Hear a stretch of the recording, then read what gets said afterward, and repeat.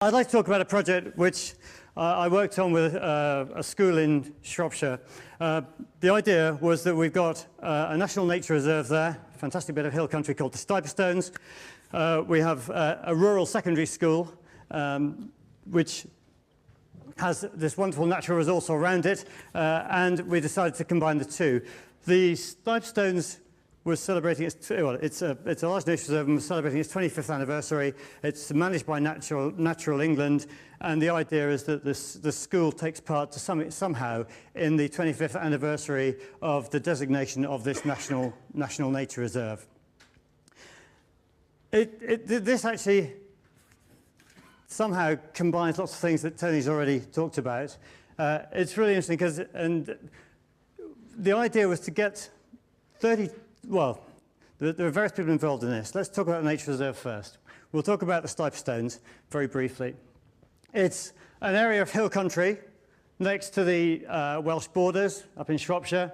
Really lovely area, very popular walking area, very well-known place if you live in that kind of area. Part of the Shropshire Hills, area of outstanding natural beauty. There's basically a whaleback ridge with the rocks on the top. They're 510 million years old.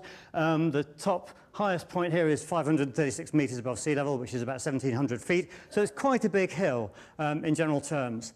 So that was the area we went to. It's got lots of Bronze Age bits and pieces on it. It's got some really interesting wildlife. And as I say, it's a national nature reserve managed by Natural England.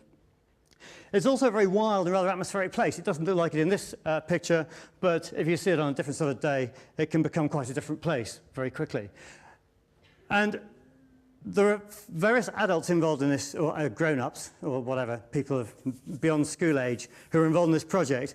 There was Tom Wall, who's the manager of the Nature Reserve, who works for Natural England, who happens to be a very keen jazz fan. There is a music teacher in the local school called the Mary Webb School and Science College, and this music teacher is a very keen mountaineer and hill walker. There was also a jazz drummer called Clark Tracy, who had 10 years previously created a jazz suite about the Stiperstones Ridge. So he'd already created some music about the place. There is a storyteller called Sally Tonge, who's a local storyteller and an expert on the folklore of this area. And then there's me as a photographer, who I live just on the edge of this hill and have kids in the school and all that kind of thing. And so I got involved to provide sort of reference material for the students, and also to provide a visual background for a concert they did at the end of the project.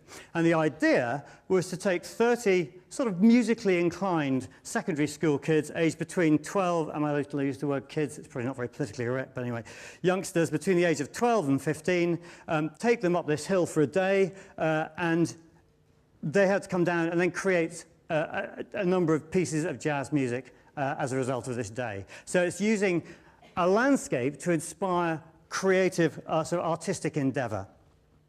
Of course, it looks like that on a good evening. When we went up, it was December 2 years ago. It looked like this. There's low cloud over the ridge. It was really, the cloud was sort of lifting and then dropping. It was incredibly atmospheric, but quite scary. We marched 30 secondary school students up here, and we did various things when we got there. Firstly, Tom Wall from English, well, we divided into various groups. Tom Wall from English Nature introduced the place, the landscape, the wildlife, the scenery.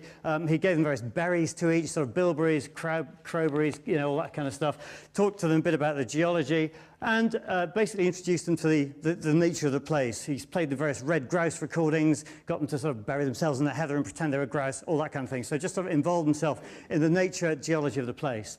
We also had a storyteller, Sally Tonge, who told them a lot about the folklore and mythology of this place. It's a really extraordinary area. It's got wonderful folklore and things. And so she kind of took them right up to the top of the hill, and we sat in this kind of wind. It was a howling gale, and they were all sitting there, and she's telling stories about some mythology. It was a really sort of atmospheric thing to do.